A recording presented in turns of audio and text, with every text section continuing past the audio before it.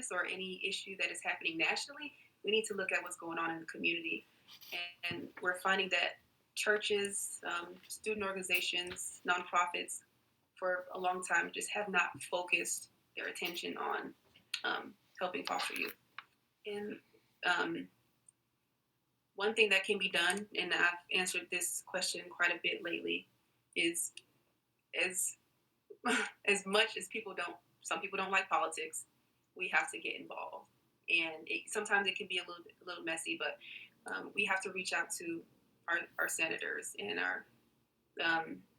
and go to our town halls, and anything that is involving homelessness or criminal justice reform, because we know that a lot of foster youth end up homeless, and it was something that I've experienced that I should not have. Some end up incarcerated because of homelessness. So maybe they were stealing, trying to, whatever. And so we need to be going to town halls and raising our voices and making this known. And I find that, especially as a student organization, politicians, your local politicians, they want to know. They love when students come to them and say, hey, like, this is what's going on. Do you know anything about this? And they like it, honestly, because it makes them look good. You can show up to town halls with, UTD, foster care advocate. They want to know. You can have your school apparel. They do want to get involved. They want to help. And sometimes it just takes get connected to the right people. And that's what I'm realizing. It just takes getting connected to the right people. And a lot of times, yes, it does involve politicians. And it could take a few simple phone calls for policies to be changed that can eventually turn into a law that will help foster youth. And so I would say definitely getting this is something that everybody can do. Definitely getting involved in your local city halls or town halls and spreading awareness about foster youth and the disparities. Thank you. Yeah, because I know, like, sometimes it can feel like we're a little helpless and we don't know part and we don't know how to help. So that's definitely like advice that I hope we all will take to heart and try to do. Yeah. So yeah, building off of that, actually, that brings me to my next point. As college students, we're sort of like isolated within our own community at college, and like you said, there aren't many organizations that cater to the needs of foster youth. Foster Connect, like so since we're in UT Dallas, we've sort of like brought more awareness to the UT Dallas community. But as college students, like, what's like a quick and easy thing that like we can do to kind of like help people refocus on the problems and like kind of like get involved and help them participate? I know that a lot of some of the organizations that I've connected with, a lot of them are having a really hard time getting in touch with the foster care agencies because they know of all of they should know all about the foster youth that they house and the ages and where they are. But sometimes it can be really difficult to get in touch with even the agencies. They might not answer the phone. They might not respond to emails. But one thing that I would suggest is to try to connect to at least 3 to 4 foster youth agencies in your community and build a relationship with them.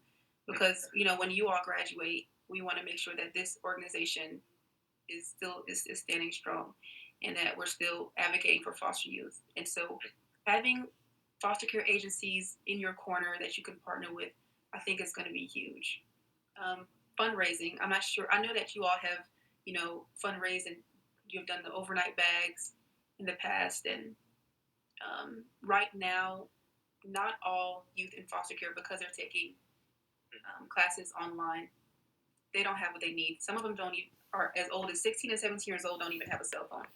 I don't think that I even had a cell phone when I was in foster care. I'm not sure because, that's not something that you're provided. And so since you all have access, since you all are on campus, you might think about having like a phone drive. I know that I have an old iPhone laying around here, and some of you might too.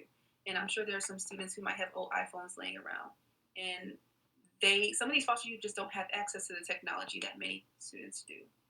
Right. So that's something that I could think about that would actually help them right now um, because they're going to school remotely and fundraising for laptops. Some of them are supposed to be taking school online, but they don't even have laptops. Right. And so that's also that's also another thing. And these are just some other solutions that I've given to some of the other organizations I've partnered with and stuff.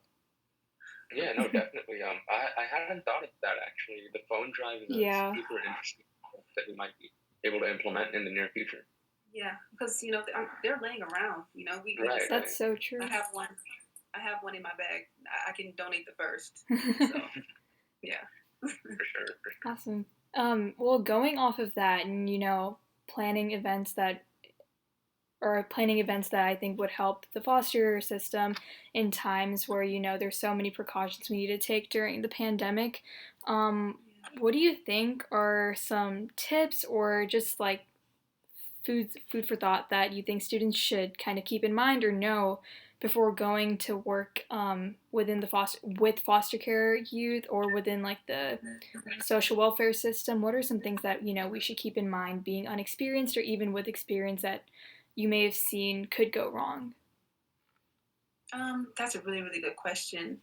And I think the number one thing is learning, this is something that you can do your own research on, but learning a little bit more about a trauma-informed perspective. And sometimes these youth have dealt with so much trauma that their behaviors might just be a little weird. And I'll give you an example. I didn't realize until someone told me recently that every time I moved somewhere or I remember the first time I moved to Dallas, I was staying with somebody for 6 months. And after 4 months, the person that was hosting me, she said, you haven't unpacked. And I didn't realize that was not normal. I just didn't realize it because I was so used to, being in survival mode and, always having to stay packed and stay ready because you never know when it's time to leave. That I just never unpacked my suitcase. Okay. When I got my first apartment, I didn't buy any furniture because that idea of permanency kind of scared me, and committing to something was a little scary. I didn't know if anything would happen, so I didn't want to. My behaviors were a little just odd, and so that's something that you might run into. Many of them just aren't very trusting of people or adults, and so it's not something that I would take personal. A lot of them are in survival mode, and even developmentally, some of these students may be 16, 17, or 8 years old, but their mindsets, you still might be dealing with, a 5 or 6 year old, because you might be talking to this child, and